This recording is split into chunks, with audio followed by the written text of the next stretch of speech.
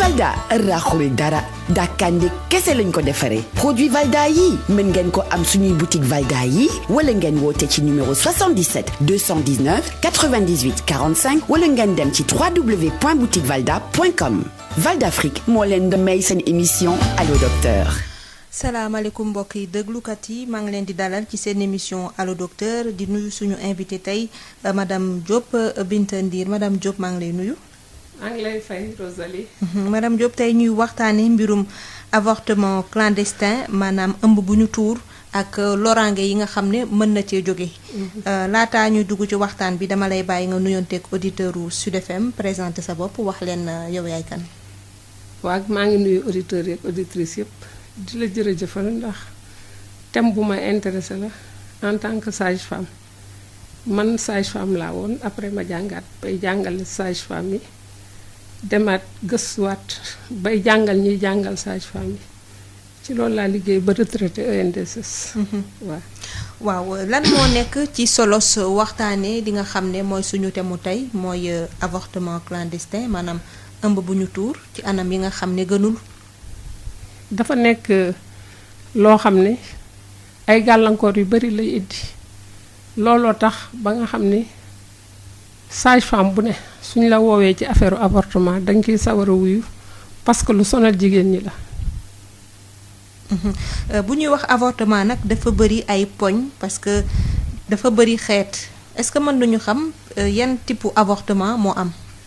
ñaari façon avortement moo am avortement bi nga xamee ni yàlla ko def ci coobareem maanaam nit ki ñàkk ëmb souvent da koy metti sax te boobu tam malade bi nga xamee ni dafa ëmboon yaakaaram tas dafa metti ci moom am ñoo xam ne dañu ëmb te bëgguñ ko ñu dem di ko jéem a dindi ba far loraange yu bari di leen ci fekk mooy dafa am bu ñu tuur ak boo xam ne yàllaa ko tuur. waaw ñu def taxaw seetlu benn parenthèse rek ci ëmb boo xam ne mën nañ wax ne yàllaa ko tuur ndax comme sage-femme nga xëy na ca ba ngay pratiquer doon nga jànkonteeg ay cas yu mel noonu et la plupart du temps lan moo koy indi genre ëmb yu tuuru yooyu. lu mel ni sibiru dina indi ëmb bu tuuru li nga xam ne moom lañ naan infection tam dina indi ëmb bu tuuru. déficit hormonal maanaam say hormone doyul boo àggee ci yenn âge yi ndax dafa am lu sa yaram di liggéey luy war a mën a téye ëmb bi loolu tam su manqué dina tax ëmb bi tuuru. waaw surtout ñi yéex a sëy des fois dañuy am boobu gàllankoor. léeg-léeg ñu dégg nit ku ne ëmb na dem na hôpital tey ji ñu ne ko ëmb nga semaine après wala ñaari semaine des fois sax mu xaw a sori. ba biir bi commencé feeñ. waaye tout le temps même chose da koy arrivé ay ñett ba ñeent.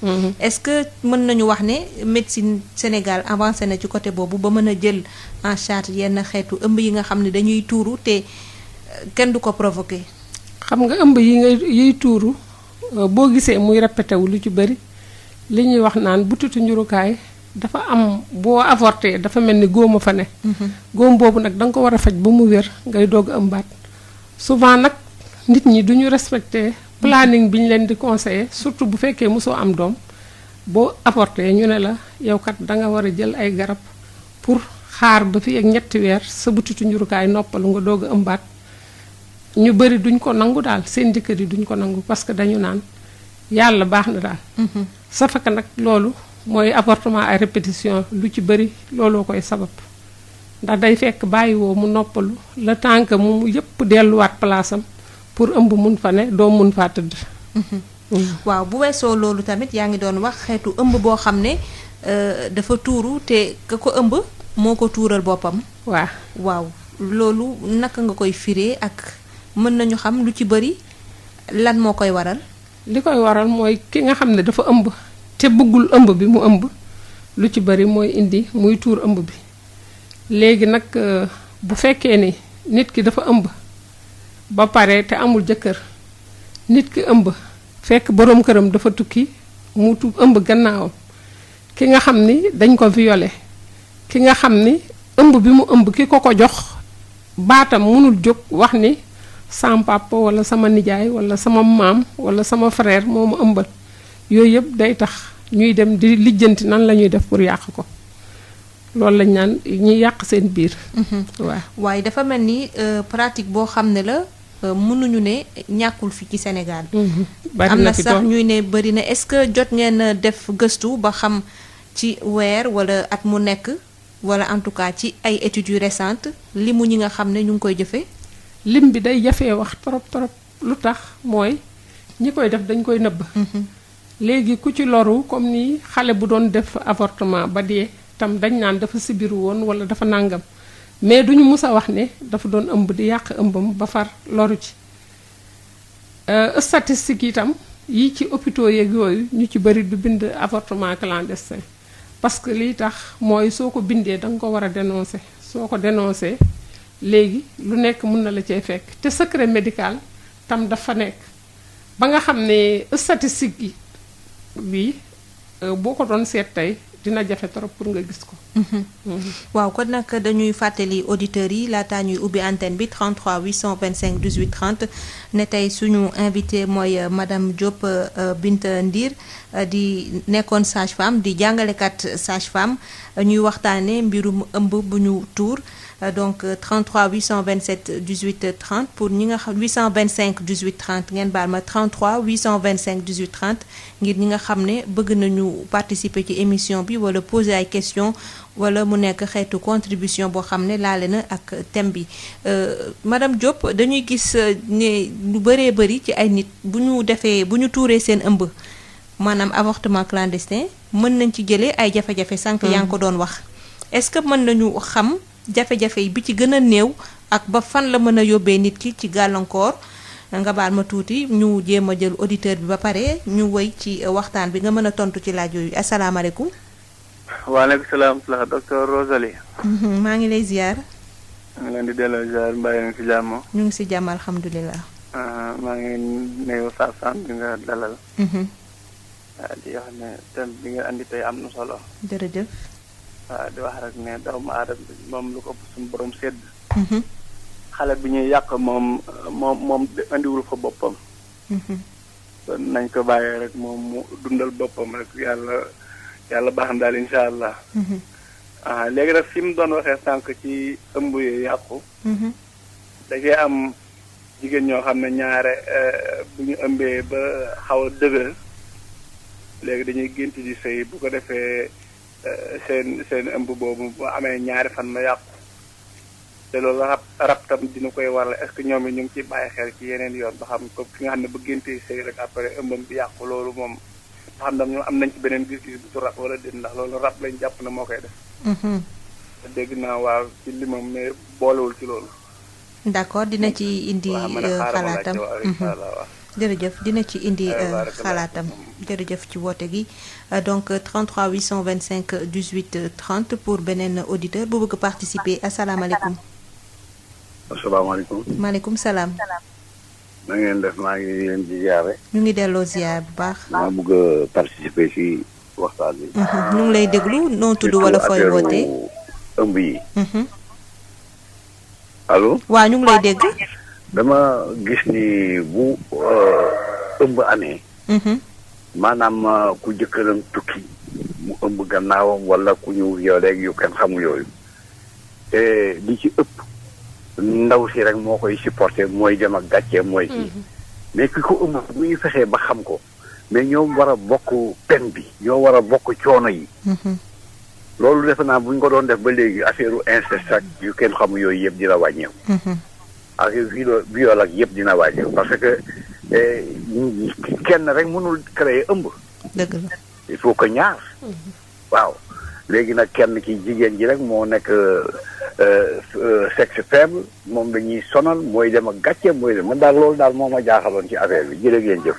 jërëjëf madame Diop muy contribution bu am solo dinañ la jox kàddu gi nga dellu si ci ndax comme ni mu ko waxee rek ëmb bu amee moom que mu nekk sàkku wala mu nekk inceste wala muy adultère rek tout le temps ki nga xam ne moo ëmb rek dafa mel ni ci lépp ci kawam lay tegu donc ñu xoolaat benn auditeur asalaamaaleykum.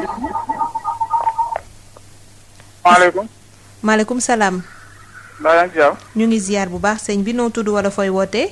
laaj maa ngi leen nuyu di nuyu Sassane. ñu ngi lay fay bu baax. ku sa comme ni ku sa jabar wasin mais dara jotu ko. ban moment moo gën pour nga commencé waat comme bu fekkee ne même 3 mois yi. wala ban temps daal moo gën pour ngeen commencé waat nekkaat. d'accord loolu laa doon laaj. jërëjëf leer na suñu sage-femme dina ci tontu maanaam ku sa jabar accouché ban diir la war a noppalu. pour ngeen mën a sëyaat donc madame Diop loolu di nga ci dellu si waat ñu seetaat beneen auditeur ci 33 825 18 30 ñuy fàttali thème bi rek tey sage-femme la ñu invité di madame Diop Binta Ndir ñuy wax ci mbirum avortement asalaamaaleykum. asalaamaaleykum. asalaamaaleykum dafa mel ni sottiwul ci 33 825 18 30 mooy numéro bi ñi ci bëgg a dugg daal di composé ñuy waxtaanee ba tey mbirum wér-gu-yaram madame Diop sànq maa ngi la doon laajte ci conséquences yi nga xam ne moom moo mën a jëlee moom la ñu mën a jëlee ci ëmb bu tuuru ëmb boo xam ne dañoo tey tuur ko. ndax ñëpp xam nañ ne mën na juri ay gàllankoor sax ba faat bakkan. mais ci gàllankoor yooyu yan nga ñu mën a limal. gàllankoor yi bari na trop. bi ci gën a li comme ni nga ko waxee sànq bi ci gën a woyof mooy infection bi li koy indi mooy jumtukaay yi ñuy utiliser pour yàq ëmb bi souvent du nekk loo xam ne ci anam yu mucc ayib lañ koy defee. ce qui fait que day indi infection boobu nag lu ne xaj na ci parce que suñ ko jëlul à temps faj ko. moom mun na dem ba septicémie bu xam ne day rey nit ki beneen bi mooy perforation utérine ndax ñi nga xam ne dañu jël ay aiguille à tricoter lu ne di ko def seen kanam lii nga xam ne mooy nar a rey xale bi boo moytuwul dina rey yaay ji. kon loolu am na ñu koy def. waaw aiguille à tricoter yi ñu jël ko dugal ko ci butitu njurukaay sa fekk nag léegi loolu su perforé souvent hystérectomie moo ciy topp maanaam ñu dindi sa butitu njurukaay fekk xale nga yaa ngi doog a toll ci buntu àddina jotoo am doom jotoo am dara ñu dindi sa butitu njurukaay beneen bi ci gën a doy waar nag mooy dee bi parce que li ñu naan choc à vacuum dafa am ci kolu jigéen fi ñuy lijjantee pour mun a yàq biir bi am na foo xam ne soo ko laalee rek mun na indi choc boo xam ne nit ki day dee ci saa si kon bokk rien que loolu rek war naa tax ñu bari moytu ko lu nit ñi moytu affaire yàq biir. waaw madame Diop ba tey ci mbirum conséquences yooyu parce que xam nañ ne avortement fu mu am mu doon bi nga xam ne que ëmb moo ko yàqal boppam ak yàq boo xam ne da ko bett tout le temps dafay am suivi dafay am des soins post avortement. est-ce que mën nañu xam njëriñu soins yooyu ci mbirum avortement que ce soit bu ñu ëmb bu ñu tuur ak bu nga xam ne moo tuurul boppam. soins yooyu am na solo trop ndax su fekkee yow bëgg nga amaat doom am na solo su fekkee bëgg nga sa wér-gu-yaram am na solo ndax ëmb bi yàqu normalement dafa war a set wicc pour nit ki mën a am jàmm butitu njurukaayam dellu na mu meloon lu mu war a gis régalam mu gis ko dootu am benn problème te loolu pour loolu il faut ñu defal ko li ñuy naan bu njëkk ba curtage lañ doon wax. mais léegi aspiration manuelle intra-utérin la maanaam dañuy raxas butitu njurukaay bi ba mu set suñ ko raxasee ba mu set am na tam yeneen yu ñuy def avortement médicalisé maanaam ñu jël ay doom yoo xam ne dañ koy jox nit ki pour mu mun a évacuer li ci utérus loolu yëpp jumtukaay yooyu am na pour nit ki biiram set wicc te du am benn problème. waaw kon nag ba tey ñu ngi wax auditeurs yi ne ubbi nañ antenne bi 33 825 18 30 pour ñi bëgg a participer ci émission bi soins yooyu nga wax mais dafa mel ni ñi nga xam ne xëy na seen ëmb dafa tuuru naturellement ñooñu ñoo koy def ay gëstu est-ce que wane na lan moo tax ñi nga xam ne dañuy làkkatu tuur seen ëmb ñemewuñu dem hôpital pour ñu defal leen soins yooyu donte buñ ko deful mën na leen jural musiba.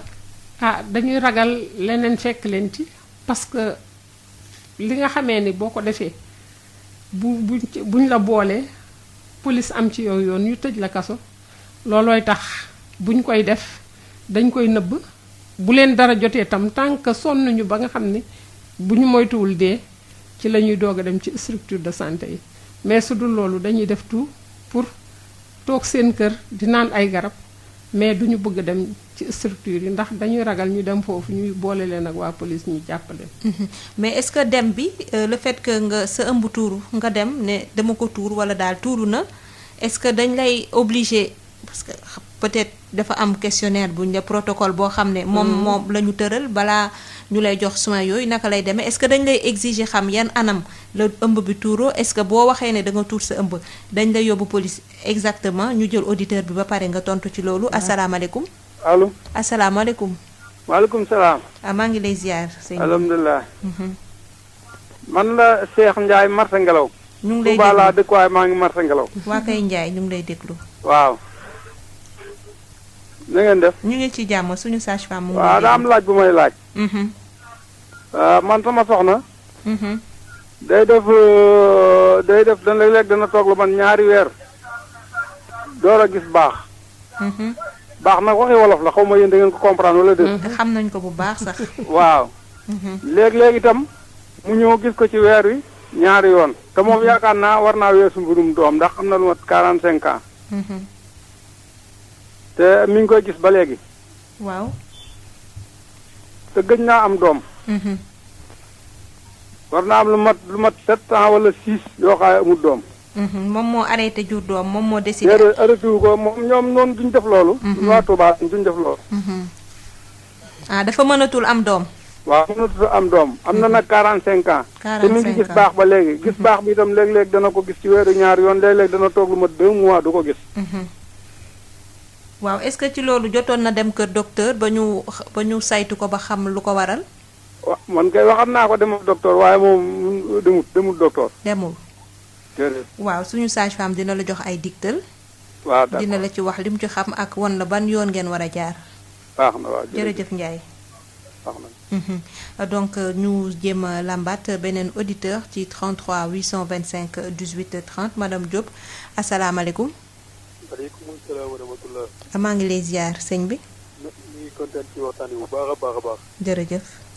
man de benn question rek laa amoon pour laaj ko sage-femme bi. muy que est-ce que pour soxna mën a jël ëmb. ndax am na position yoo xam ni tey jii par exemple boo ñu seqee ak moom yàlla mën a dogal mu gaaw a jël ëmb daal. d'accord. côté position yi daal laa bëggoon bu ma ci fekkee nag laaj bi xawul yàlla di ko tuuti daal maanaam. waaye mbirum wér gu yaram la rek. voilà mi ngi noonu. waaw moo mën a dimbali daal ci position boo xam ni. dina permettre soxna si mu mën a teel a enceinte daal man moo ma gën a daal. d'accord jërëjëf. voilà mais parce que maa ngi ci 5 ans de mariage mais ba léegi yàlla dimbali wu moom am njaboot daal. voilà. waaye est-ce que jot ngeen dem gis yi gynécologue wala moom jot na dem gis sage-femme pour ñu xam ndax dafa am jafe-jafe bu ci lalu. waaw li ngi doon def ay consultation mais daal nee nañu mu war a mën a enceinte daal. d'accord sage-femme bi dina la ci te indi. même que man aussi danaa def ay traitement mais daal ba léegi incha allah daal amaguñu enfant daal. voilà mais ci côté position bi daal bu ma si mënee dimbali rek su fekkee ni am na. ak période bi aussi foo ci may dimbali wàll. waaw période bi. voilà. sa jabar yéen a dëkk. waaw mi ngi ak man woon. d'accord sage-femme bi dina ci indi ay tontu incha allah. voilà merci beaucoup. jërëjëf donc madame Diop nii la de bu ñu invité sage-femme même bu fekkente ne dafa am thème bu spécial sax laaj bépp boo xam ne sage-femme bi war na ci mën a tontu dañ koy kii te loolu moom mooy xaw ma nu ñu koy waxee mooy magie wu Allo Docteur donc dañu jël lépp loo xam ne sage-femme bi war na cee mën a tontu ñu jël ko en compte donc ñu jël beneen auditeur bu fekkente ne dugg na ci 33 825 18 30 asalaamaaleykum. asalaamaaleykum. maaleykum salaam. maa ngi lay ziar mbokk mi. na ngeen def nag. ñu ngi sant bu baax. ñu ngi leen di ziare bu baax. ñu ngi delloo ziar. indi ngeen lu am solo. fu mu toll nii loolu ngeen di wax noonu maanaam li ci gën a bari yépp yolaas bi la.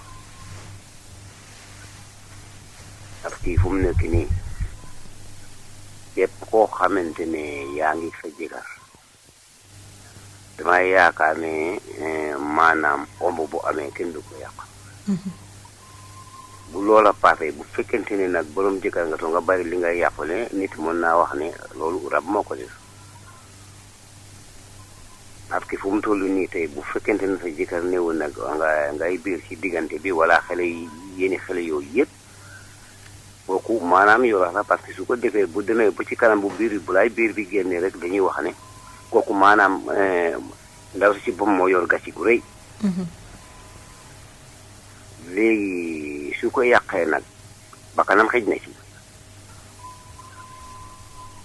benn. bakkanam xëj na ci ba pare maanaam ba tey fu ko defee maanaam ñaari bakkan mën na ci dem parce que bu dee lii bakkan la. moom ci boppam naka noonu. kon ci lépp lu ñuy mën di wax nañ mën di wax maanaam nañuy yokk a garder maanaam yolaas bi daal bari na ci lool. jërëjëf.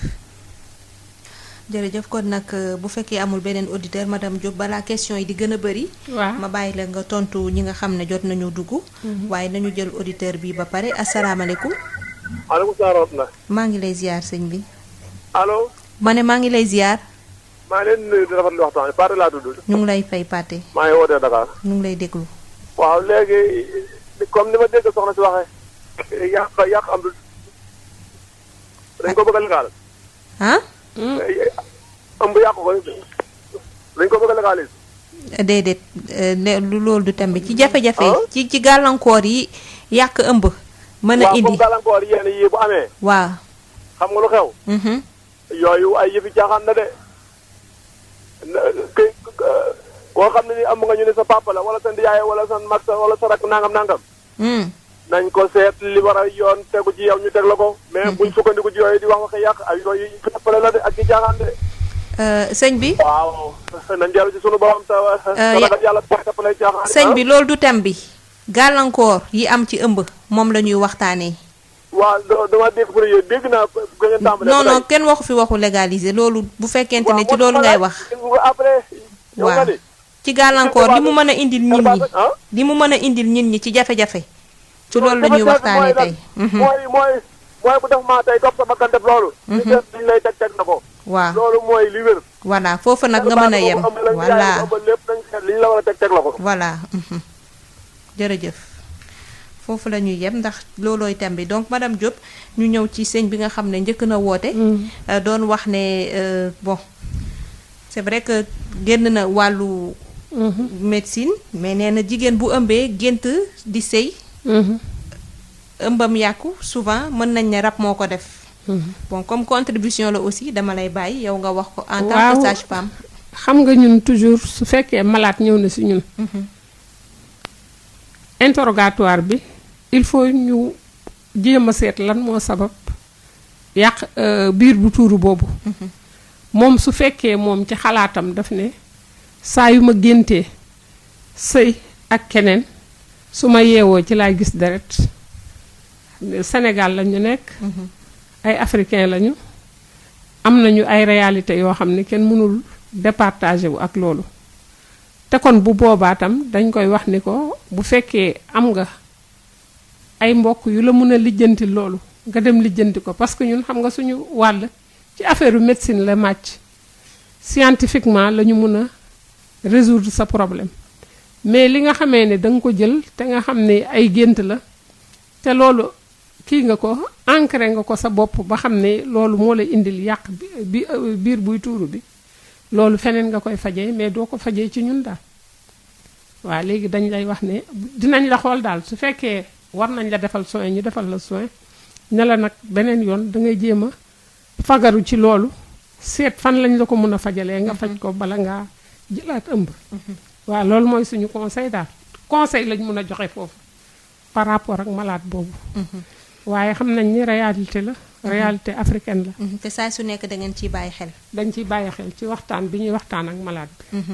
waaw beneen waay bu woote nee na moom souvent état de grossesse maanaam ëmb yi nga xam ne dafay am ba yóbbee ñi ko am ñuy tuur seen ëmb bokk na ci li koy gën a indi sàkku wala inceste. sa mbokk sa pap wala sa mag bu góor wala rak bu góor tëdd la nee na te lu bari bu amee jigéen ji moom daal moom la ñuy sëf lépp ka ko def fa mu toog kenn du ko jàmbat kenn du ko yëng maanaam dara du ko ci fekk te faw mbir yi bu amee ki nga xam ne moom moo def xeetu ëmb boobu muy viol wala inceste wala même bu nekkee adultère maanaam njaalo que ku góor ki aussi li ci nar a fekk ku jigéen ki moom it mu fekk ko ci. loolu contribution bu ma rafetlu la li tax ma rafetlu ko mooy su fekkoon ñëpp gisee nañu noonu.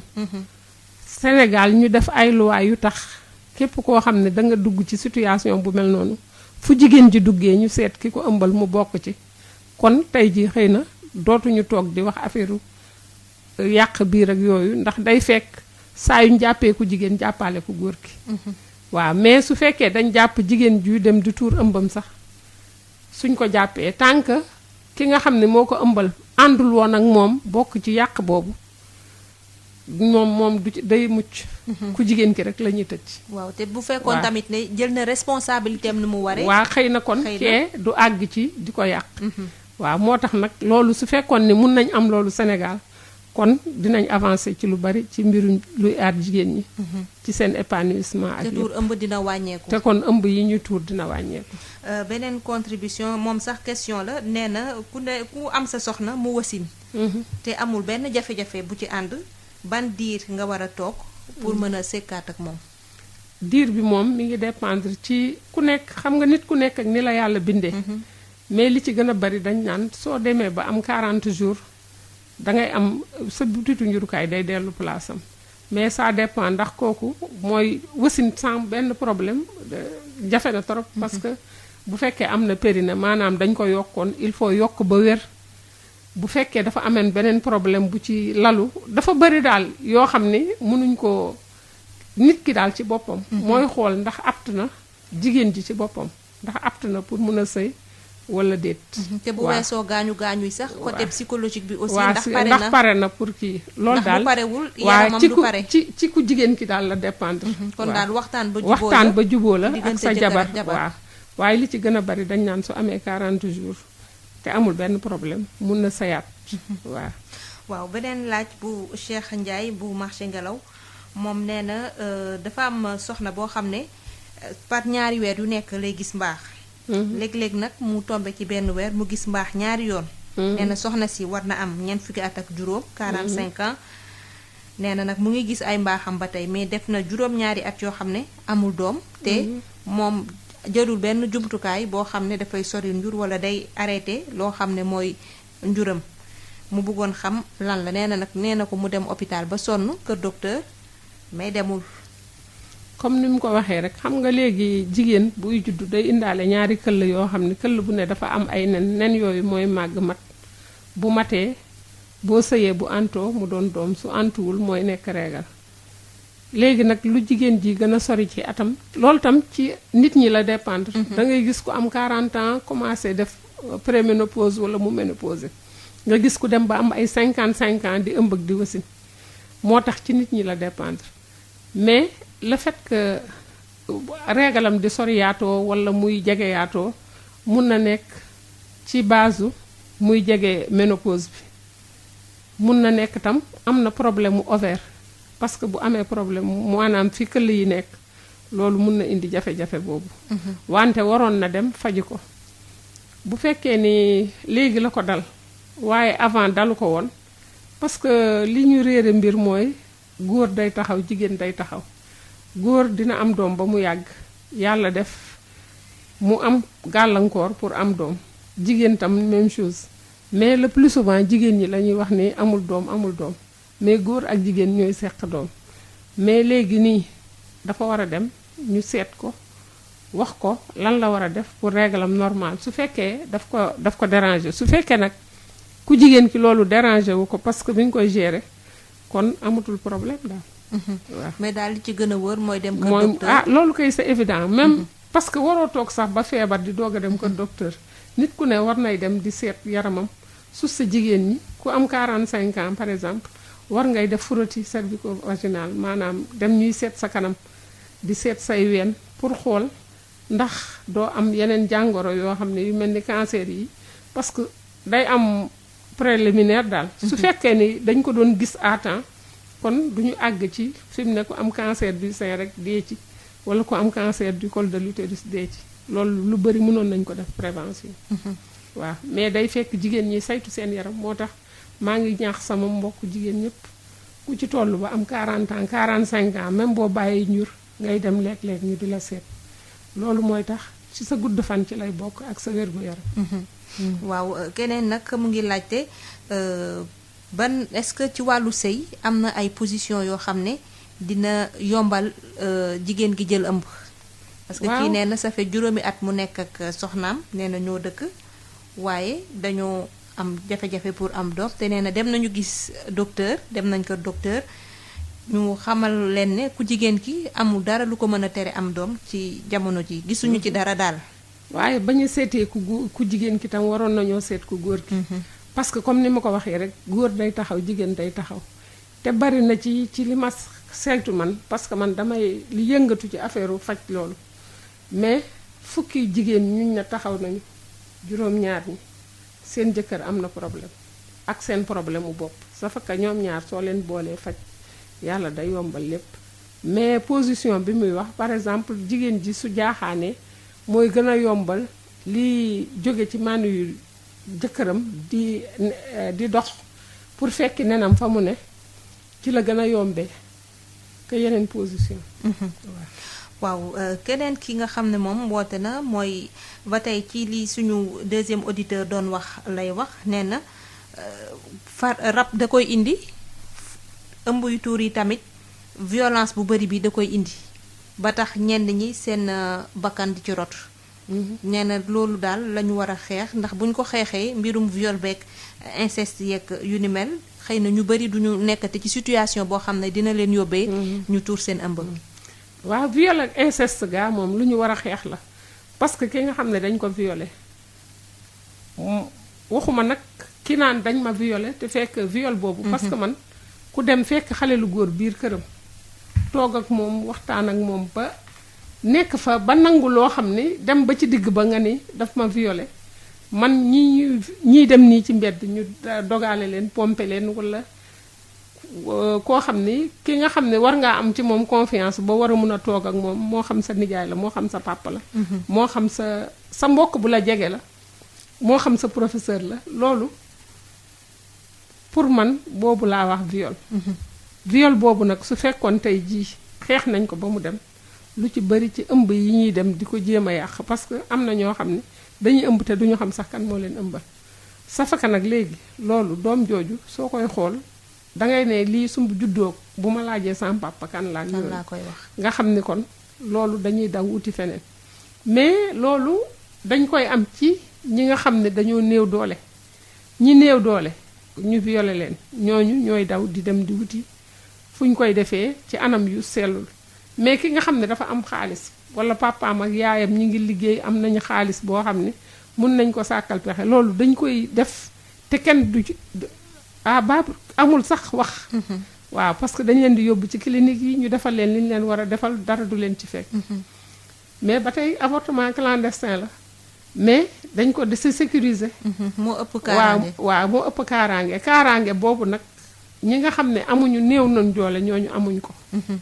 waaw dinañu ñëw ci biir waxtaan bi ci li nga xam ne moom la ñu war a def pour aar jigéen ñooñu nga xam ne tey ay victimes lañu ñu sàkku leen wala seen mbokk tëdd leen ñu am ëmb te ñenn ñi ñu ngi ci kaso yi am na ñu ci ñàkk seen bakkan am na ci ñoo xam ne ñu ngi ak feebar boo xam ne ñu ngi raam ak moom ba xëy na sa mënatuñu am doom waaw donc ñu parce que comme sànq ni ñu doon waxtaane mbirum protocole bi ma la doon laaj ndax duma fàtte paate moom it woote na moom li mu bëgg a it mooy ñu teg daan ñi nga xam ne ñooy sàkku ak tëdde seen doom wala seen rakk balaa ñuy ubbiwaat antenne bi ci 33 825 18 30 maa ngi doon laaj madame Diop ndax ki nga xam ne tey dafa tuur ëmbam làkkatu tuur ko ndax bu demee hôpital dañ koy laaj yow nan nga def ba sa ëmb tuuru balaa ñu koy faj wala bu ñëwee rek ne sama ëmb tuuru na dafa am droit aux soins post avortement de la même manière que ki nga xam ne ëmbam dafa tuuru naturellement. ñoom ñëpp a yem même soins yi ñu leen di defal c'est que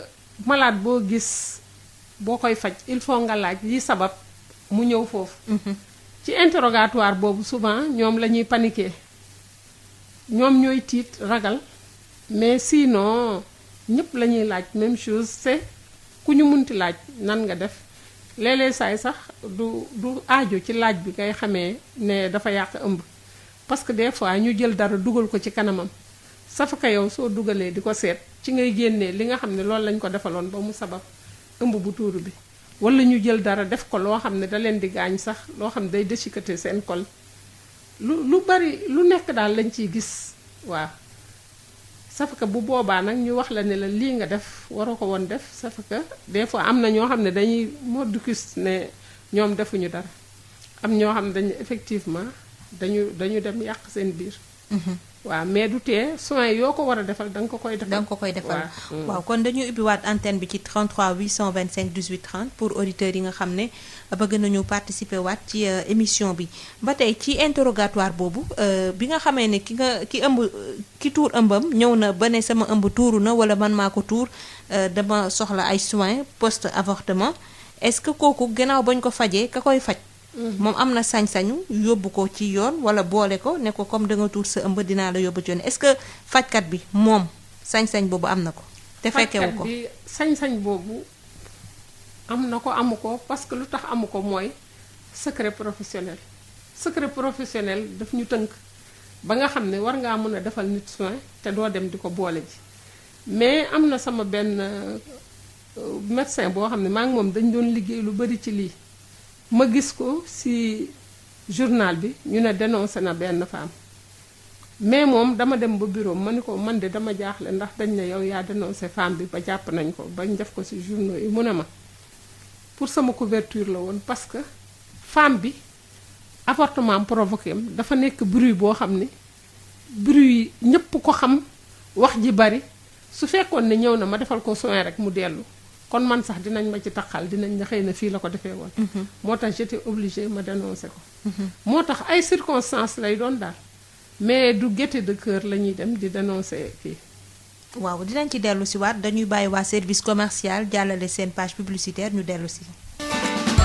pasti Valda raxul dara dàkkande kese lañ ko defaree produit Valda yi mën ngeen ko am suñuy boutique Valda yi wala ngeen woote ci numéro 77 219 98 45 wala ngeen dem ci www.boutiquevalda.com Valda Afrique moo leen di may seen émission Allo Docteur. ñu koy jaajëfal bu baax a baax Valda Afrique ak ordre des médecins du Sénégal madame Diop ñu jël auditeur bi nekk ci ligne bi asalaamaaleykum. asalaamaaleykum. maaleykum salaam. maa ngi lay ziar mbokk mi. na nga def. maa ngi sant bu baax. yow di ziar émission bi neex na. jërëjëf. koy déglu neex na trop trop. jërëjëf. dama bëggoon laaj docteur bi. est-ce que sa jabar bu yàq ëmb am nga droit yóbbu ko ci yoon wala nan nga war a jaar wala lan moo la ci war a fekk wala da nga war a indi ay preuve d'abord wala. loolu laa bëggoon a am daal. d'accord ni ñu koy defee waaw. jërëjëf voilà merci man Aliou Sow laa tudd. waa kay Aliou Sow. maa ngi wat seen bi waaw. jërëjëf Sow ñu jëlaat beneen auditeur ci 33 825 18 30 ngeen jokkoo wala def contribution wala poser ay questions yoo xam ne suñu sage-femme madame Diop Binta Ndir dina ci tontu asalaamaaleykum. maaleykum salaam. maa ngi lay ziar soxna si. maa ngi delloo ziar. maa ngi fi. allo. waaw ñu ngi lay déglu. waaw man la Ami Sakho. Ami ñu ngi lay ziar bu baax. maa ngi leen di nuyu. di nuyu madame Diop. di rafetlu émission bi. di ko féliciter. man fu ma bëggoon intervenir rek mooy par rapport au personnel de santé. c'est-à-dire tey madame Diop li mu wax ci avortement clandestin yi dafa am solo donc ñun dañ leen doon ñaax ñu gën a génn di communiquer parce que avortement clandestin yi ñu bañ ko wax ñu ngi lor ñu ngi gaañ xale yi parce que boo leen duggee ci réseaux sociaux yi ak yenn groupe yi amul bis bu ñu dul xëy xale yi di solliciter ne dañu bëgg a def avortement parce que nangam te loolu dama jàpp ne dañu manqué encadrement bi mooy xale yi nga xam ne peut-être dañ ko jëlee ci viol wala ci inceste man pour man dañ leen war a encadrer sensibiliser leen wax leen que ni lii dëgg la métti na ci ñoom mais comme amul loi boo xam ne permettre na ko ils sont obligés ñu téye ko mais nag téye bi mooy ñu jàppale leen taxawu leen seen waajur itam xam ne lii ndogal la ci ñoom nañ leen taxawu assister leen ñu bañ leen bàyyi ñu wéet parce que wéet bi ak nekk dans le désarroi di xalaat tey sama yaay daf may xas sama papa daf may génnee dañ may def nii moo tax ñu ci bëri di dem di def recours à l'avortement clandestin alors que comme yoon daf koy tere nañu leen sensibiliser ñu bañ a yegg ba foofu mais nag sensibilisation bi xëy na du nitu yoon yi kese ñoom ñoo ko mën a wax association des juristes sénégalais yi ñu koy defee mais jàpp naa ne personnel de santé bi am nañ ci mag a mag a mag parce que ñoom ñoo koy dund ñoom ñooy recevoir ñoom ñooy gis complication yi liñ gën a wax ci complication yi ak lan lay def psychologiquement ci nit ki nga xam ne dafa def avortement clandestin ñu wàññi ko pour xale yi bañ a tomber dans ce cas des avortements clandestins wala infanticide parce que tamit dañu soxla suñu population dañu soxla une population féminine active donc loolu daal laa leen doon ñaax pour ñuy gën di communiquer pour éviter les avortements clandestins sensibiliser xale yi. maa ngi leen di remercier. jërëjëf Ami Sakho ñu jéem a xoolaat beneen auditeur bu bëgg a contribuer ci 33 825 18 30 ak suñu sage-femme madame Diop Binta Ndir asalaamaaleykum. waaleykum salaam. maa ngi lay ziar sëñ bi. na ngeen def. ñu ngi sant alhamdulilah. allo. ñu ngi lay déglu bu baax. waaw man Insa Diémé laa tudd Insa Diémé maa ngi fi Kër Massar. ñu ngi lay déglu Insa Diémé. dama bëgg a contribuer par exemple dégg naa foofu ñu bëri naan ku yàlla may mu nga am jëkkër ba pare mu tukki. pendant 10 ans nga tax xale bu ndaw bàyyi ko fii. 10 ans kooku man responsabilité mari bi tamit man dugal naa ko. parce que doo takk jabar ba pare bàyyi ko xale bu tuuti même boo ko yóoree ay milliards. xale moom dafa am lu mu soxla. kon nag loolu je crois que la faute est imputable aux trois là. La femme peut-être et le responsable mais le mari aussi il est responsable. Parce que il ne faut pas laisser une femme pendant 10 ans voire même 15 ans une fille de 10 ans wala xaw ma 15 ans 20 ans mais quand même dafa am lu mu soxla. Ça c'est bon ma contribution. Jërëjëf. Je voulais poser une question. Oui, allez-y. Bon, il y a des femmes après au moment de l'allaitement. duñu gisee baax. ba xale bi set. am naa ne xuma aussitôt bi un mois après mu commencé encore mu jëlaat baax bi commencé waat baax bi. Là, je ne comprends pas ce phénomène-là. Merci. jërëjëf voilà madame Diop dina ci indi ay leeral ci li nga xam ne moom la mujj laaj comme question jigéen yi nga xam ne bu ñuy nampal des fois duñu gis mbaax il faut que ñu feral seen doom pour loolu mën a sotti asalaamaaleykum. waaleykum salaam wa rahmatullah. maa ngi lay ziar Thiam. maa ngi delloo ziar soxna Rosalie. la gërëm. jërëjëf di gërëm Sud FM. jërëjëf gërëm l'ordre national des médecins ak Val d'Afrique.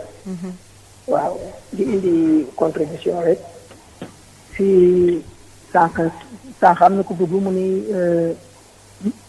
jigéen bu def lor boobu dañu waroon seet góor bu ko def tamit ñu boole leen pen mais loolu buñ ci duggoon lu compliqué lay doon parce que jigéen bi moom c'est prouvé que ni moom ëmb na mais surtout boon ni diw ko def diw boobu day bañ ak lu mën ci demee su bëggul nangu rek kenn moo ko nangu loolu amalgame lay indi ci boo gisee l'islam ni jigéen bu umbee doom bi doomam la mais amul baay parce que loolu moo tax parce que day naqari prouvé n'est-ce pas même bu dee mbokkam la bu dee kiyam la su bañ a tëdd ba ci raay bi ak mbokkam jàppale ko tamit problème lay indi loolu benn deuxième bi mooy tamit jigéen bu ñu comme sànq waa jooju wax ni jabaram dem na te kiiwul te moom waxul ni moom dem na parce que ñun si suñu mentalité góor ñi dañu jàpp ni ñoom du ñu feebar tant que am nga mécanique bi tant que mën nga ko rek yow dara jotu la dara kii mais te ni muy dalee góor noonu lay dalee jigéen man dama am sama benn xarit dafa doon wax ni jabaram ay jigéen rek lay jur mu dem takki ñaareel kooku tamit jigéen rek la jur mu takki ñetteel jigéen rek la jur après ma ko expliqué ma ni ko doom lu koy sos ay chromosome la dafa am chromosome X am chromosome Y góor moo am XY jigéen XX la am jigéen amul Y X góor bi bu jaxasoo bu tombeeg fi X jigéen bi kooku la bu dee Y moo tombé mu nekk YX boobu góor la te góor rek am Y yow boo amul doom bu góor si yow la. si yow la nekkul si sa jabar. xëy na yow si sama néew yow yaa bariwul ay chromosome Y wala nga bañ ko am sax nga am ay X rek. mais loolu nañ ko def si xelu nit ñi. ñu bàyyi jigéen ñi ñuy culpabiliser toujours. ñu naan jabar ji mënul am góor amul jigéen. ah. ma ne ñu bàyyi di wax jabar ji amul góor wala amul jigéen. amul jigéen.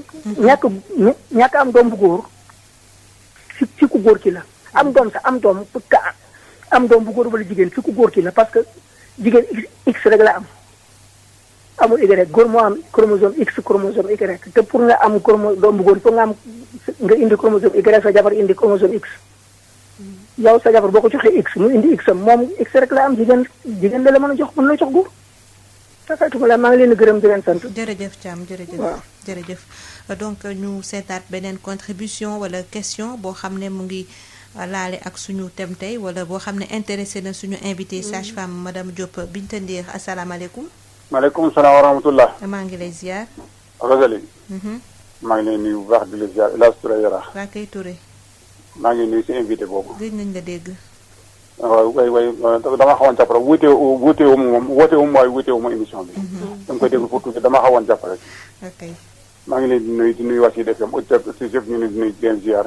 di ziar bu baax tonton li ak Seydou Tidiane Ndour. di ziar bu baax Mamadou Thiam Malikone Nambour mi génn léegi. di nuyu bu baax Baye Oumar Gueye. Rosalie indi nga encore lu am solo émission bi am na solo bu baax te kontaan nañ ci loolu macha allah man lu ma doon wax rek mooy yëf yi daal dafa xaw bari tuuti ay conséquences. parce que yenn saa yi nga gis ko xale bu jigéen nattu dal ko yaay ji ne ko du fi amee bu gisee ne après loolu mooy indi loolu mooy indi appartement bi wala papa wax ko wala ñu wéeree la mooy nijaay wala papa wala ki nga xam ne ku la jege ki nga xam ne yow bëggoo boo amee doom ji doo ko bëgg gis loolu mooy indi lu mel noonu te loolu encore maa ngi laaj sage-femme bi naka la ñuy defee ak ñoo xam ni dañoo am feebar xel maanaam ñu tiddee leen comme ça ñu jël ci nga encore liñ leen di comme ça jëlee en bon liñ leen di defee daal ndax dañ leen di defal appartement wala dañ koy bàyyee noonu rek loolu ñoom tamit xam naa ne moom bu appartement bi am tamit kam ñoo ci gën a yeyoo wala ñi nga xam ne bu ñu amee doom dañuy am problème loolu moom seen yemay ne ko ci boo amee doom ba nga xam ne ñu wóor na ni kii mënul am doom bi bu ci amee boo amee doom ji day am problème am na droit appartement waaye li ci def moom nga dem bu def la neex wala bon nga am problème bi rek nga naan da ngay yàq biir tamit encore loolu moom l'islam nangu ko asalaamaaleykum wa rahmatullahi taala wa barakatuh. jërëjëf El Hadj Touré ci 33 825 18 30 ak laaj bi nga xam ne fësal na ko ak surtout soxal nag jigéen ñi nga xam ne dañoo am feebaru xel te ñu jël ëmb. loolu madame Diop di nga ciy dellu si asalaamaaleykum. allo. asalaamaaleykum. soxna Marie Rose. waaw kay kooku. Ndiaye na ngeen def. ñu ngi sant bu baax. alhamdulilah. tur bi wala fooy wootee Souleymane Ba. Ba. jàmm rek Ndiaye. ñu ngi lay dalal bu di baax. rafetlu liggéey bi rek émission yi di daw ci Sud FM yëpp. jërëjëf muy bii muy gu sport bi ñoom El Hadj Malick Ndiaye. di rafetlu tamit sa invité di madame Diop. di rafetlu surtout li mu bàyyi xel réalité sénégalaise wala réalité africaine yi comme ni ko waa ji laaje woon sànq ndax loolu tam luñ ciy jaar di bay xel la. waaye soxna Marie Rosa li ma doon laaj rek. maanaam am na sax ku ko wàcc waaye lan na ne soxna si Diop ñëwagu ci lool. mooy statistique yi nga xamante ne ñooy avortement wala interruption clandestin yi ñu def ci grossesse yi ci ëmb yi maanaam ëmb yi di yàqu ndax am nañu statistiques yi. boobu dinaa ko laaj. laaj tamit ndax contraception bi comme que avant avortement clandestin mu ngi am ba léegi ndax contraception yi nekkul échec. liggéey bi dafa dese foofu. ndax du dafa laaj. peut-être sama beneen laaj wala contribution. waaw dama naan avortement maanaam ëmb bu yàqu moo gën rey doom maanaam avortement clandestin moo gën adultère ni moo gën infanticide. moo gën infanticide. te am na ay ëmb yoo xamante ne su ci avortement amul tam su wëttu rek infanticide ci lay mujj. waaw may laaj loolu tam ban taxawaay la ci nit ñi war a am kilifa yi wala tamit ci waa kër docteur. ndax dama gis ne am na réew boo xamante ne réew asile réew diine la waaye dañu ne woon jële ëmb ci loo xamante ne lii viol la wala inceste wala jamono boobu jamonoy terroriste la te ñu koy may mu avorté wu donc dama gis ne comme que Sénégal tamit yi fii xew rawatina jamono yii ñu ngi bëgg a bëri ay xale yu ndaw ay ñoo xamante ne ñii peut-être ñi leen jege la li ñuy wax inceste loolu dama gis ne avortement médicalisé mën na ci nekk une solution. posé wu ma ko mais dama gis ne mën na ci nekk une solution. jërëjëf soxna Marie Rosal. jërëjëf vraiment thème ñu ngi leen di indi. jërëjëf Ba. jërëjëf ci ñetti poñ yi nga xam ne am na solo balaa ñu jël beneen auditeur wax na ci statistiques yi ndax am nañu ay gëstu di laaj aussi ndax le fait que avortement clandestin bëri est-ce que ça ne veut pas dire que échec dafa am ci politique contraception bi nga xam ne def nañ ci ay campagnes yu bëri ay moytu neef ak yooyu yëpp est-ce que du dafa lajjale ak aussi mu joxe exemple benn pays islamique boo xam ne dañu ne xale boo xam ne dañ la sàkku wala nga dund inceste wala nga jël ëmb ci wàllu ci cadre terrorisme dinañ la autoriser ñu defal la avortement médicalisé donc loolu yëpp dinañ ci ñëw bu fekkee amul beneen auditeur ci 33 825 18 30 madame Diop ma bàyyi la nga tontu ñi nga xam ne dugg nañu. ñu jël auditeur bi. asalaamaaleykum maaleykum salaam. waaw asalaamaaleykum wa rahmatulah. maaleykum salaam député la de soxna si.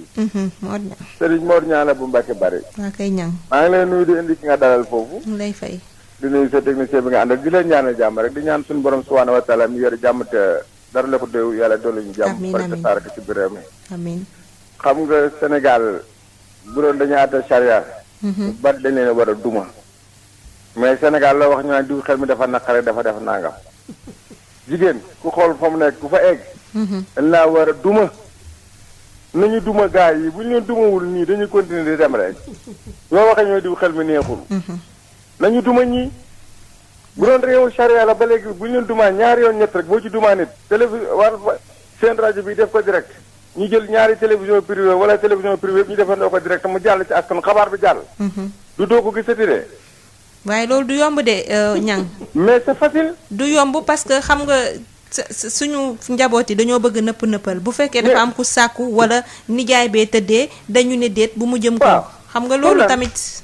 pour lan parce que Sénégal li ko yàq léegi nii mooy nit ñi dañuy denc naan nañu na jaayam ak baayam ak sa papa yow sa doom kan moo koy tëddee kan moo xalaatee tëddee sa doom mel na yow da ngaa amul ay jigéen ñi li ñu mel léegi ci àll bi tubaarkàlla macha allah defar ba mu baax mun a takk ñeent islam na la wutal ñeent nga bàyyi ko fa tëddee sa doom loolu ñu naan nañ ko nëpp nëppal nañu nëpp nëppal nañu duma ñii nañ leen duma tey ñi nga xam ne ni également cas yu mel noonu am nañ ko sama numéro mi ngi foofu si dem nañ ma woo ma fekk leen foofu man danaa leen duma xaar benn gouvernement dañ leen a war a duma laalax ba ñu ne maadi ñu def rajo bi direct def télévision bi direct ñu wane ko ba Sénégal yëpp xam ne kii mi moo doon tuddee jarafaatam wala kii moo doon tuddee doomam buñ ko defee ñaari yoon ñetti yoon rek dimanche duutoo ko gisati ci Sénégal parce que Sénégal bëggul ko wax toroxal mais nëppal bi ñuy def nii moo indi jafe-jafe yi yëpp waaw tant que ñu ngi nëppal ak di def ay naan diw mbokk maa nangam nañ ko bàyyi noonu loolu moo indi jafe-jafe sénégalais yi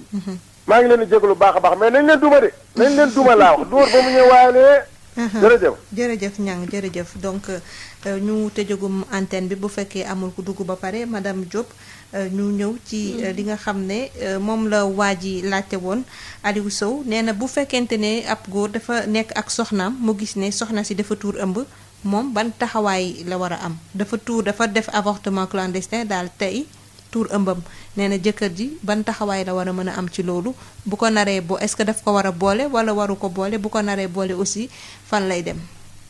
xam nga question bi dafay jaaxle ndax yan circonstance mooy indi ki nga xam ne dafa am jëkkër nekk ak jëkkëram di tuur ëmbam loolu mooy li ñuy war a jëkk laajte ndax su fekkee yow yaa ngi nekk sa néegu sëy di sëy nekk sa jëkkër kon boo sëyee boo ëmbee je ne pense pas que di nga dem di tuuri ëmb bu fekkee ne nag danga nekk ak sa jëkkër mu nekk bitim réew xëy na comme nekkul ak jabaram am na temps bu mu nekkul ak moom ba tax bu ëmbee mu ne du kiyam mu ne kon bu ëmbee bu ko tuuree moom war na ko mun a boole loolu ci digganteem la ak jabaram moom mooy seet ndax bëgg nañu tëj jabaram ndax bëgg na ëllëg ñu naan yaayu doomam bi yóbbu nañ leen kaso walla def nañ lii moo tax question bi moom lañ koy delloo parce que moom moo mun a xam waaye pour boole ku tuur ëmb moom amul benn problème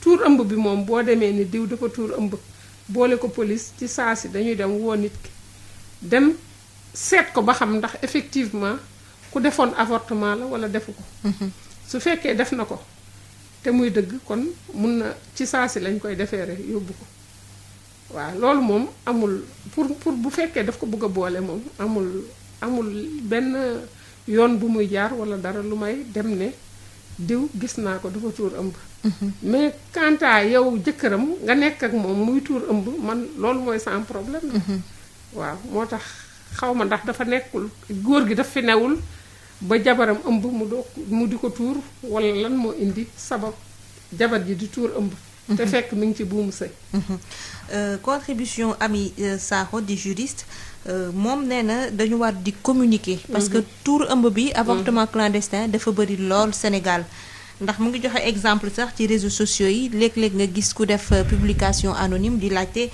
naka la war a def ndax dafa nekk ci jafe-jafe pour tuur ëmbam ci dëkk boo xam ne amagul benn loi boo xam ne mu ngi autoriser avortement médicalisé donc nee na manque d'encadrement moo am ci xale yooyu ndax xale yooyu ñu ci bëri dañ leen di sàkku wala seen pap wala seen nijaay wala seen mag bu góor tëdde leen mais dañ leen bàyyi maanaam seen waajur yi amuñu seetlu ci ñoom ba duñu gis loola donc ci biti la ñuy dem wuti ay information pour yàq seen ëmb te léeg-léeg information bi ñu leen di jox mooy fu bon fa ñuy yàqee seen ëmb waaye fañ leen di yàqalee lu bëri tamit nee nañ il faut que nit ñi di communiquer xamal leen ne lii boo ko defee conséquences yii nii moo la ci mën a fekk donc yow loolu lan nga ci wax xanaa di rafetlu taxawaayu Ami Sakho ci task force bi ñu créé pour di encadrer jigéen ñi ci anam bi ndax comme ni mu ko waxee rek manque d'information bi moo indi lu nekk parce que li wér te wóor mooy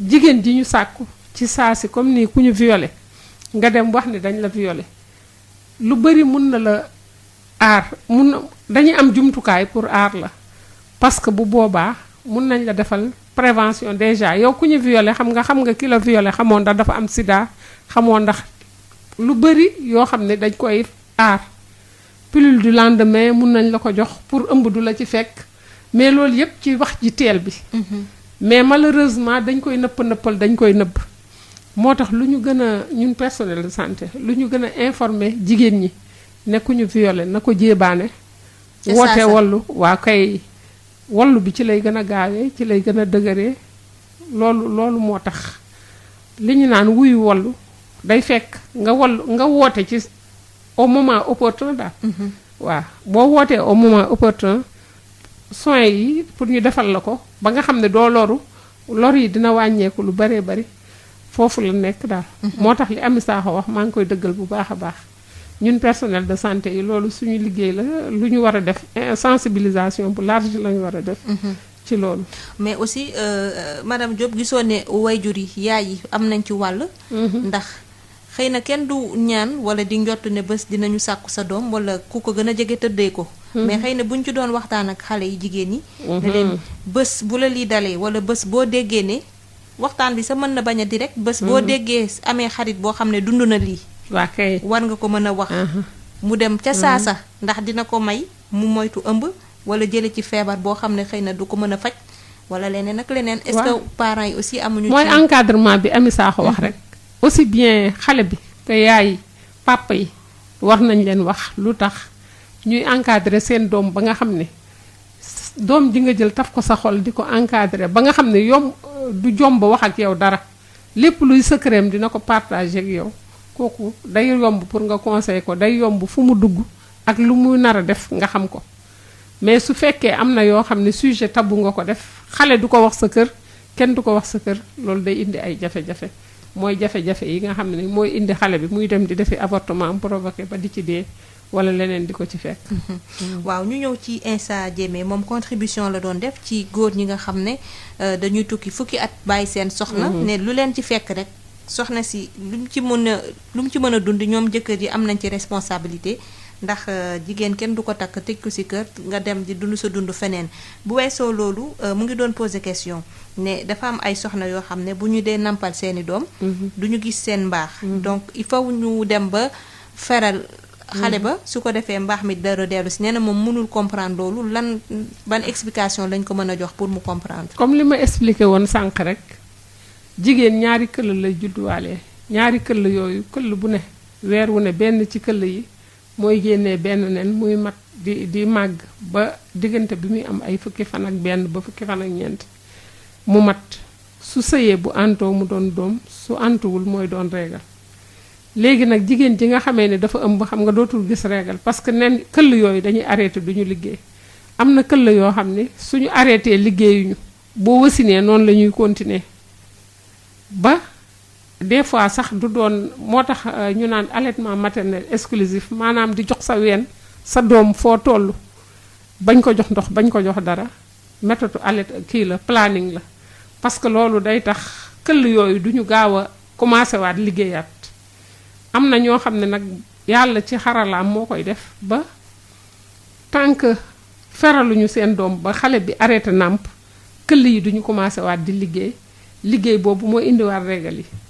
loolu la mais lu naturel la. waaw. Thiam bu Malicounda Mohamed Thiam moom ci wàllu boole bi la doon wax nee na dina jafe lool parce que koo jiiñ ëmb wala jiiñ sàkku des fois. c'est ta parole contre la sienne comme ni ko tubaab bi di waxee. man la du man. donc day xaw a jafe lool. donc mu doon wax aussi ci wàllu infertilité ci diggante góor ak jigéen ndax dafa gis ne jigéen bu fekkente ne dem na ba mënatul am doom. faw ñoom ñaar ñëpp ñu dem seet fan la mbir mi di lajjee ndax léeg-léeg mënatul du sax ci côté jigéen ki ci côté góor gi la mais toujours dañu ne soxna si mënul am doom. te yow yaa ngi doon joxe exemple sànq ne da ngeen di jànkoonteel genre. cas yu mel noonu. des fois jigéen ji lañ koy ji mais boo seetee ba ci biir gëstu jëkkër ji tamit am na ci part de responsabilité. loolu kay moom li mu wax contribution bu leer la te vraiment bu fekkoon ni góor ñëpp dañu gis boobu kon jafe-jafe yu bari dina jógee ci famille yi parce que man damay yëngatu ci loolu mais li may commencé li jëkk ci commencement bi mooy test postcoïtal maanaam jigéen ji fi mu tolloo ci nenam war a mat mu sëy mu antu. mu ànd ak boroom këram ñu dem Institut Pasteur ñu seet leen seet ku jigéen ki xool nenam ndax kanamam mel na ni mu war a mel bi muy war a toll ci su sëyee mu antu ku góor ki tam ndax liy jóge ci moom di dem ci nenu ku jigéen ki ndax gaawaay baag dox beeg dund bi muy dund yépp nekk na ci léegi loolu su fekkee def nga ko lu ci bari dangay fekk ku góor ki am na fenn fu sooxe foofu nag soo ci appuyer rek da ngay régler seen problème. waaw ñu ñëw ci contribution El Hadj Touré ba tey ci wàllu responsabilité parent lay wax ndax nee na léeg-léeg nga gis xale jànk bu foree ëmb feneen ñëw yaay ji wala baay ji ne ko du fi amee. donc loolu buy am da ngay pousser xale bi lépp lu muy xalaat rek mooy balaa ñu may génn kër gi faw ma dem tuur ëmb bi. te léeg-léeg duñ ci am accompagnement ñooy demal seen bopp comme ni mu ko waxee sànq. wuti xibaar bi te duñ ci jëlee xibaar bu baax. responsabilité mi ngi commencé balaa ëmb di am sax.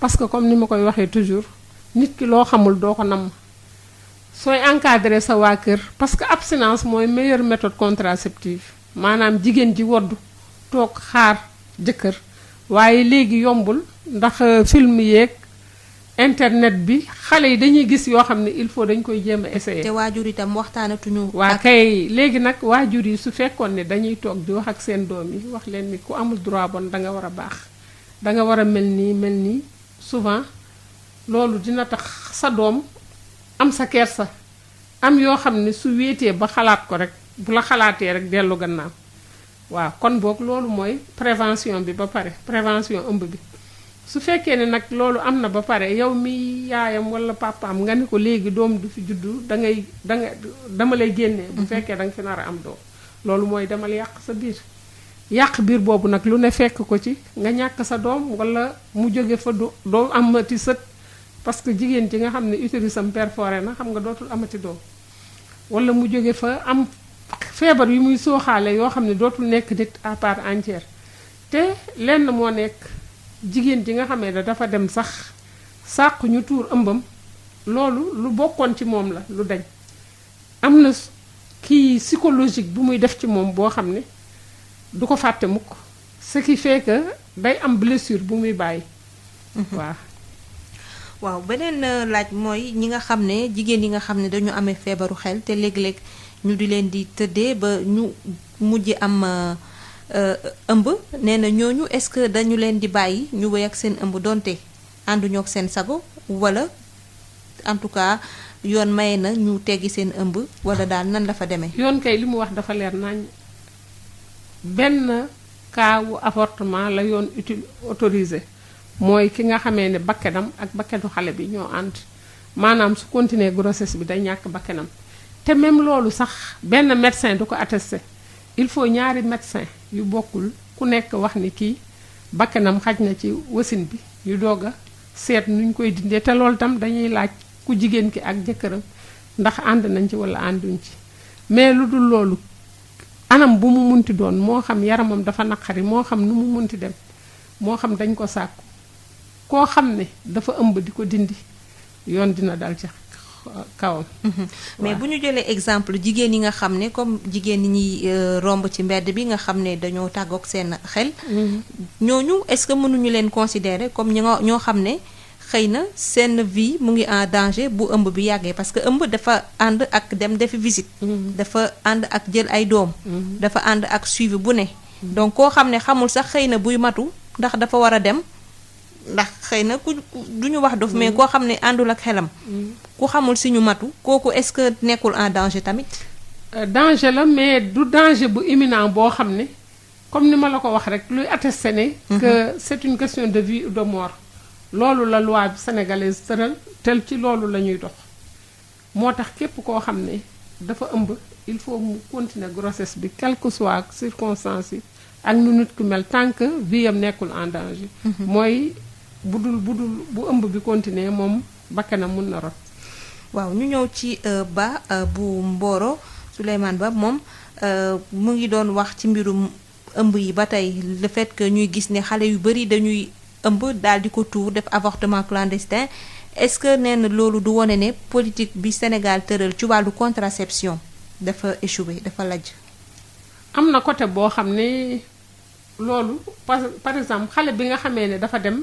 ëmb ki taxawaalu daal ba ëmb di ko yàq foofu am na échec parce que su fekkoon ni moom ba muy taxawaalu dafa dem wuti contraceptif di ko utiliser assumer responsabilité wu ne dafa am vie sexuelle bu active kon dafa war a jël lu koy aar ba du ëmb comme que bëggul ëmb loolu kon nit ki la c'est individuel daal nekkul ci ne contraception parce que nit ki moom lay neex mu jël moom lay neex mu bàyyi quant à ki nga xam ne nag dañ ko violé te demul dénoncer viol bi dafay obligé mun na am circonstance bu indi ëmb boobu mais xaaru ko woon parce que kiy def contraception mooy ki nga xamee ne dafay dem di ànd ak ñeneen mais ki nga xam ne dañ ko siif xam nga xalaatul woon ci siif bi kon bay préparer wu en conséquence kooku mënuñoo wax ni contraception bi échoué mais bu fekkoon ne defal nañ ko yee nañ ko ba nga xam ne su fekkee defal nañ ko viol bi mu yeewu suba dem ne dañ ma violé démb nga xam ne dañ koy xool ndax defal ko prévention pour bu kooku amoon sida pour mu bañ ko wàll bu fekkee ni période du fécondité am la mu bañ a am grossesse parce que pilule du lendemain am na loolu yépp c'est parce que da ngay teel a wax waaw loolu daal laa ci mën a tontu. Mor Niang moom dañu koy jaajëfal ci contribution bi. ndax moom nee na solution bi mu fi gis daal mooy képp kuy violé wala tëddee sa jarbaat wala sa doom duma rek la ñu war a mën a def ci moom. waaw ñu koy jaajëfal ci waaw contribution loolu moom bi vraiment bu fekkoon ne loolu am na xëy na yu bari nit ki bala mu koo defaat dina ko xalaat. waaw.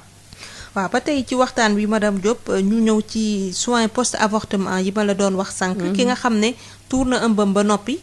ndax li gën mooy mu dem kër docteur ñu saytu ko ba dindi ci yaramam lépp lu ci bokkul wala bépp gàllankoor boo xam ne mënoon na ko am du ko am mais nee nga faj pour mu mën a jaar yoon dafa am interrogatoire boo xam ne faw ñu ay question yoo xam ne faw ñu laaj ko ki ñëw ne sama ëmb dafa tuuru waaw est-ce que ñi nga xam ne dañoo interrogatoire boobu xëy na dafa war a am pour ñu xam lu ñuy orienter malade bi est-ce que tamit manque de communication amul ci ñi nga xam ne xëy na ñu ngi di def avortement clandestin pour wax leen ne seen droit la ñu dem hôpital ñu jox leen paj ba ca war donte dañ leen di laaj seen ëmb nu mu tuuroo xëy na tamit xamal leen ne xëy na kaso mën na leen ci fekk wala waru leen ci fekk parce que ba tey dafa am nuance parce que ñu bari am na ci ñoo xam ne dañ leen a yóbbu kaso parce que dañu dem di faju ñu ne la da nga tuur ëmb boole la waaw xam nga loolu yëpp problème la tey donc du faciliter prise en charge ce qui fait que confusion bi foofu la nekk waaye li ñu mun a wax mooy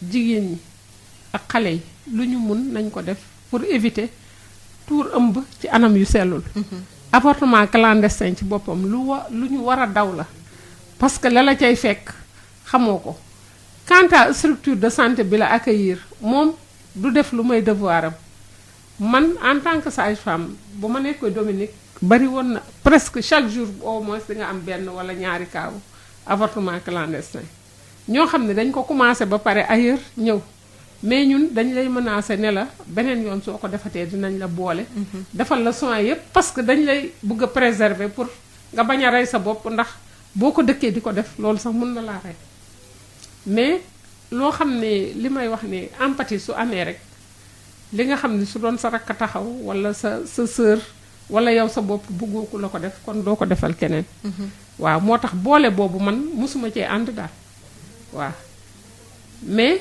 bu dee loi bi rek li mu wax mooy ku def avortement soo ko yëgee da nga ko war a wax sinon da ngay nekk complice. waaw ba tey ci complication yi xam nga wax nañ complication yi am ci wàllu santé mais complication psychologique bi nga xam ne Amy Sakho wax na ko sànq ne souvent day indi mën na côté psychologie mën na indi lu bari loo xam ne xëy na le temps rek moo koy faj. moo koy dindi waaw loolu lan nga ciy wax.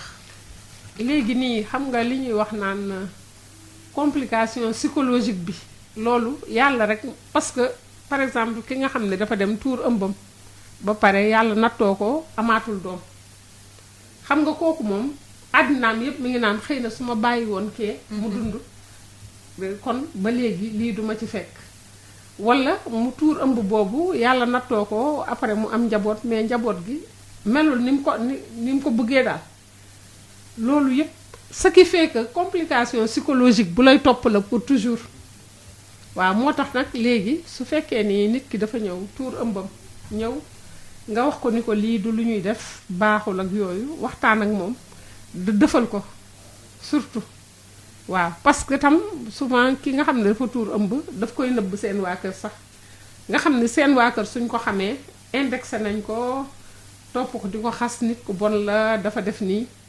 finalement société bi dañ lay mettre en marge loolu yépp ci complication psychologique bi la bokk moo tax jafe-jafe tuur ëmb dafa bari. léegi kon tey ji yéen ñi nga xam ne yéen ay faj te lu ci bari ñi nga xam ne dañoo tuur seen ëmb ci yéen dañuy ñëw pour xëy na àggali li nga xam ne xëy na commencé woon nañ ko mais pour am paj bi ci war pour éviter complications yi lan ngeen di proposer comme solution ngir mbir moomu dañ fi xale yi bañ di wéy di lor seen bopp.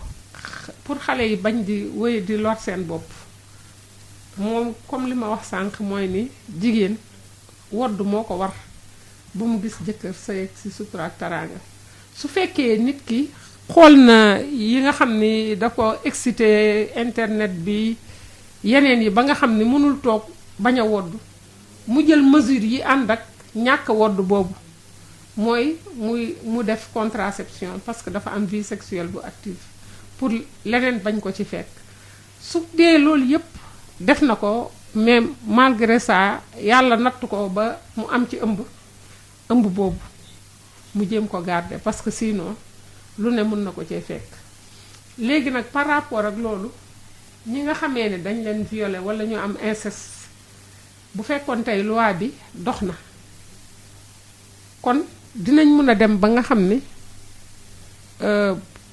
avortement médicalisé boobu nga xam ni ñi am xaalis di dem ci clinique yi ñooñu mën nañ ci am droit parce que am nañu moyens yu ñu koy defee ñu autoriser ko pour inceste ak viol ba nga xam ni comme nii ak ñi nga xam ne ñiy tëdd ci mbedd bi ni nga xam ne dañ leen siifee foofu xam nga loolu su fekkoon nekk na kon révision loi bi la nga xam ne ki nga xam dafa am dépression ki nga xam ne dañ ko defal inceste wala ki nga xam ne dafa am viol ba mu jëlee ci ëmb ñu mun koo autoriser pour mu def avortement bi. waaw leneen li ma bëgg a laaj mooy xam nga ba ñuy wax ba tey ci mbirum avortement clandestin que tuur ëmb rek la ñuy wax. mais yoon aussi lan la teg ci kaw ki nga xam ne moom ci moom la ñu ñëw pour tuur ëmb. ki tuur ëmb ak ki tuur ëmb bi ak ki ko tuur ki ko tuural. ki ko tuural. yépp.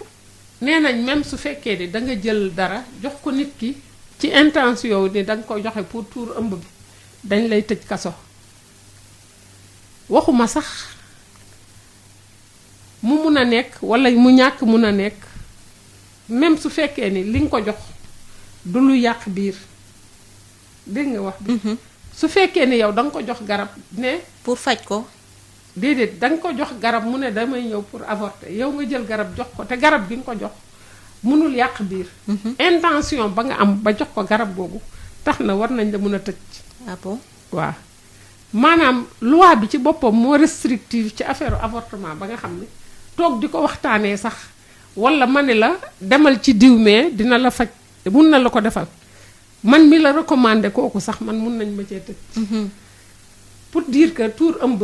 lu délit bu grave la fii Sénégal ak ka ko tuur ak ñi ko koy jàppaleeg yépp waaw. ak ka joxe xaalis bañ ko tuuree. waaw tant que bu fekkee yow am nga ni xam nga ni yow kii day dem pour tuur ëmb nga jël xaalis bi jox ko pour mu dem tuur ko kon ñu ne yaa ko encouragé loolu yépp mën nañ la ci jàpp. léegi soins post avortement yi ki nga xam ne dafay ñëw ci structure sanitaire ci sage-femme ne dama tuur ëmb. dama bëgg ñu faj ma xool ma daal ndax duma indil benn gàllankoor est-ce que kooku bu fajee rek yem ci moom yoon mën na dal ci kawam. ki nga xam ne dafa ñëw ci poste de santé wax ne dama tuur ëmb loolu exception lay doon moom kay sama ëmb dafa yàqu lay wax. yow mi koy seet yaay seet ba gis ni kii ëmbam bii am na loxo bu ci dugg. lu tax mu sotteeku. waaye bu fekkee ni moom rek la il faut nga wax ak moom lu bari pour mu mun a avouer ne effectivement dafa tuur ëmb parce que ñiy tuur ëmb ñëpp xam nañ ne kaso mën na leen ci fekk ñu jël auditeur bi dugg asalaamaaleykum. waaleykum asalaam wa rahmatullah. maa ngi lay ziar sëñ bi soxna si ñu ngi leen di ziar. alhamdulilah monsieur Ndiaye la maa ngi wootee ci Rufisque. waa kay Ndiaye. waaw ok maa ngi déglu émission bi.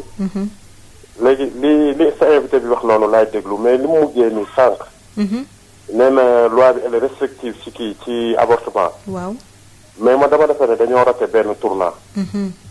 parce que bi ñu demee bay criminaliser viol waroon nañ ci boole inceste ak infanticide. parce que ñun suñu problème yëpp loolu la dañoo amul lu ñu encadré. parce que loi bi ci yoon waroon na bi ñu koy def bi ñu criminaliser viol. parce que viol boo xoolee rapport la sans consentement. alors que lii c'est des trucs qui sont prémédités ba pare fait dans la clandestinité ba pare dañ ci yaa mort d'homme mun nga expliquer ni rey nañ faat nañu bakkan même bu dee sax étape fautif la toll. dëgg la te lii rek mooy suñu problème ci infanticide yi. bu dëccee foofu noonu bu juddoo tam da koy rey mais nit ñi dañ leen waroon tegal ay garde-fou ba ñu xamante ni bakkan dafa sacré. bakkan dafa sacré doo ko kar ci faj bu ñu xamee ni kii mu ko def wala def na ko fii wala kii nii mais da nga koy criminaliser par exemple nit def ko tey ko ñu tëj ko à perpétuité noonu ngay tegee ay garde-fou pour nit ñi moytu mais bañuñu mais aussi ma bëgg a souligner tuuti ci kaawu ñi ñuy wax ni seen xel dafa def xam nga ñooñu noonu dama yàlla baal yàlla moo leen natt moo téye seen xel mais état tam waroon na teg ay mesures yoo xamante ni bu loolu amee ñu am centre yu ñu leen mën a yóbbu suivre leen même grossesse non désirée sax bu amee kooku ñu jàpp ko famille am génn ko état war na ko mën a jël en charge ñu encadré parce que la vie elle est sacrée. ci religion boo ko xool nag kenn nanguwul kuy rey surtout rey boo xamante ni yaa tey di rey yaa parce que yow da nga bëgg a sauver yow sa honneur nga rey bakkan parce que da ngaa bañ yow sa doom tuusloo la nga rey bakkan ngeen baal ma loolu laa amoon lu may contribuer affaire dafa maa métti trop li dafa métti dafa nekk phénomène boo xamante ni li ñu xam ci biti 1/10 bi la ak li nëbbu ci biir kër yi am na ñoo xam ne gëmuñu yàlla seen personnalité moo leen gënal seen ngëm yàlla parce que lii bu amee ci kër jarul nëbb parce que di ko nëbb moom yow rey bakkan moo la gënal kenn bañ a xam ni sa doom def na nii nga rey bakkan moo la gënal ñu xam ne sa doom def na nii te ki ko def xëy na buñ ko baalee suturaal ko dina ko defi feneen da koy defaat du ko bàyyi yàlla xam na ni sama xol bi dafa naqari parce que nit ñi dañuy rey te teguñu ko fenn bakkan fu mu toll rek même bu dee 1 mois état fœtus bakkan la bu ñu ko bàyyee dans 8 mois mu juddu bu tollee 5 mois bu ñu ko da bàyyee dans 4 mois mu juddu te bu juddoo day am tur nekk nit comme yow comme man nii tey nga rey ko parce que yow da ngaa bëgg a sàmm sa nee nga xaw ma sa honneur wala sa dignité sa famille mosu fa am sa famille mosu fa am sàggan nga ba sa doom def ko koy muñal loolu mooy sa nakk doom ak nu mu mun ci mel yàlla moo ko sàkk amul doom bu yurusloo nit man de ñaanuma ko yàlla te ñaanal ma ko kenn mais kër gu mun ci am nañu gëm yàlla ñu téye te xam ne doom buy tekki ëllëg yàlla rek moo ko xam yàllaa bokk sàkk ñëpp ngeen baal ma xaw na gudd mais sama xol moo naqari. jërëjëf jërëjëf Ndiaye madame Diop moom mooy suñu dernier intervenant ndax waxtu wi dab nañu. dama lay bàyyi rek nga joxe commentaire ci contribution am su ko defee ñu tëj émission bi. waaw moom comme ni mu ko waxee rek li nga xamee ni moom mooy viol inceste ci ñun ci loolu la ñuy wax. que nit ki su fekkee ne am na viol wala inceste war nañu muy mën a may kooku opportunité su ko buggee mu bañ a garder grossesse boo xam ne daf koy jaaxal loolu mooy lan mooy ñu réviser loi bi ba mu autoriser avortement médicalisé ci cas yooyu ak bu dee nit ki santé mentale am mayu ko mu garder grossesse bu dul loolu yeneen yépp ki nga xam ne dafa dem taxawaalu def lu ko neex kooku moom taxuñoo jóg waaw léegi itam comme ni ko Ami Sakho waxee ñu góorgóorlu ñun personnel de santé yi ba gën a jege population bi di leen ñaax ci képp koo xam ne dafa am viol walla ku am inceste nga wax ko teel ñu mun laa jàppale ba conséquences yi nga xamee ne dafay am ndax viol ak inceste moom conséquence am moom munul ñàkk mais mun bañ a nekk loo xam ne daf lay topp sa giiru dund parce que bu ñu ko circonscrire encadré ko nit ki mun na ci génn sans problème waaw kon nag dama lay jaajëfal bu baax madame Diop Binta Ndir may fàttali ne sage-femme nga nekk formatrice aussi di jàngal ay sage-femme may jaajëfal auditeurs yi nga xam ne jot nañu dugg di baalu ñi nga xam ne bëggoon nañu dugg te waxtu wi mayu leen ko di leen jox dig daje talaata bi di ñëw di gërëm Pape Laye Dieye suñu technicien bi bàyyi la nga tàggatoog auditeurs yi. ok maa ngi tàggu ñëpp di jaajëfal ñi intervenir ñëpp di wane ne émission bi neex na leen jigéen tam wéru ko yaramu jigéen yitteel na leen te boo ko seetloo góor ñi sax ñoo dugg ce qui veut dire que góor ñooñu ñu bàyyi xel la ci jigéen ñi te loolu maa ngi leen ciy félicité kon boog waaye nañu gën a encadrer seeni waa kër wax leen xale yi toppatoo leen yaay yeeg papa yi ñuy encadrer seen doom ba viol ak inceste fu mu amee ñu wax ko ci ni mu gën a gaawee ñu mun ko saytu toppatoo leen ba yenn conséquences yi duñ ci àgg jërë ngeen jëf wasalaam jërëjëf